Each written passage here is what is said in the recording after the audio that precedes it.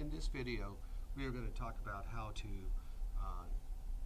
construct and deploy and understand what a correlated strategy is.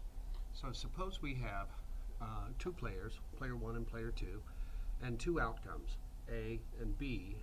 Outcome A is obtained when players choose strategies A1 and A2 respectively. Outcome B is obtained when they employ strategies B1 and B2 respectively.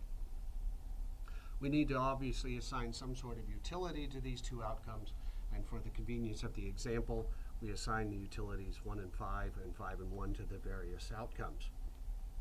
So what we want to consider now is the correlated strategy 0.5A plus 0.5B. Again, the 0.5s are just nice numbers for convenience here. So what are we doing here?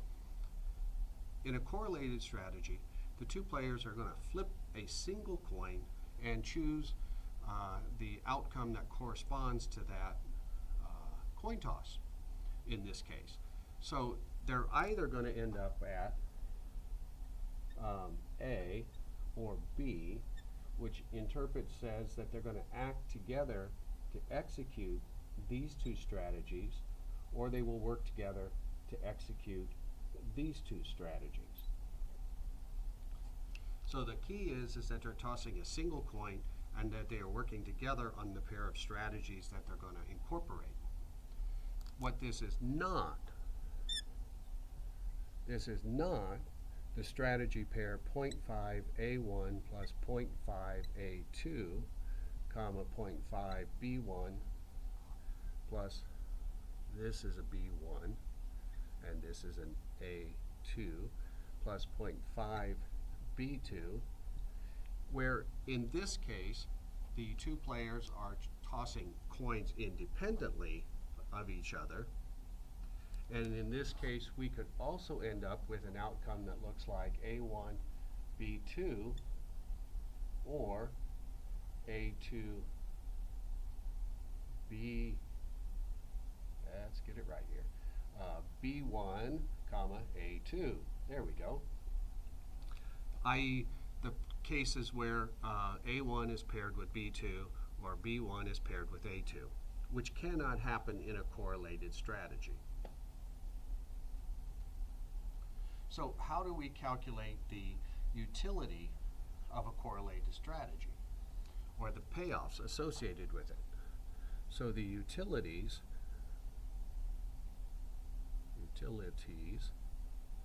are done the way you expect them to be.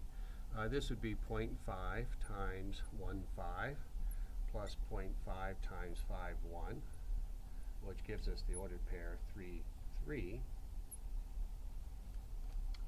Okay, this is the expected payoffs for player 1 and player 2 when they apply this correlated strategy. It's nice to see the fact that the 0.33 is actually the midpoint of this line segment. That makes sense. That since we're splitting halfway between the two things, our payoff should be halfway in between. The fact that they're 3, 3, the same thing, goes to because of the symmetry of the points I've chosen. Now the work we've done here generalizes.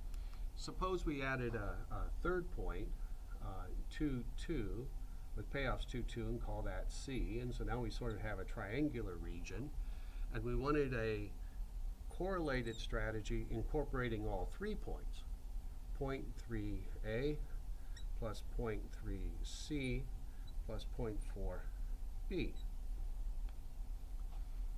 We can calculate the expected payoffs for the two players in the exact same way we did before, or up here.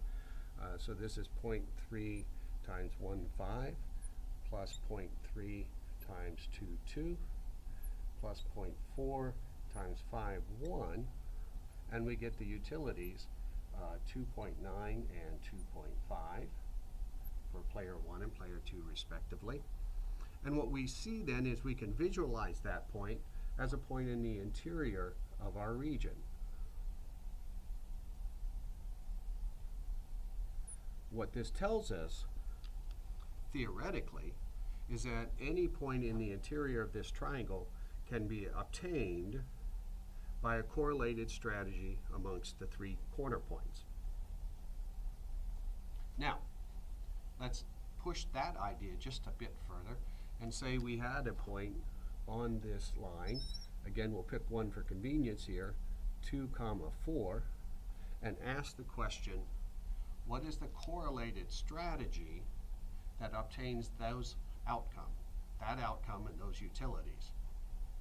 So what we want to do is find the value P that sets 2, 4 as a ratio between the 1, 5 and the 5, 1. Okay, we want to solve this linear system, at which point we find P is equal to 0.75, and our correlated strategy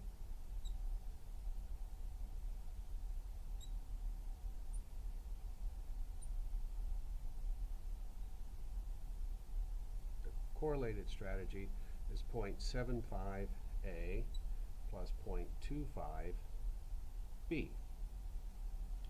And that's good to know, and this lines up with what we've been doing already, that the point 2, 4 is 3/4 of the way from B to A. So it's mostly like A, so it's got 3/4 of A and then just a little bit of B, and that's where we end up on our graph. Thank you. As always, this video has a written text associated with it, and that written text is available in Blackboard. Have a good day.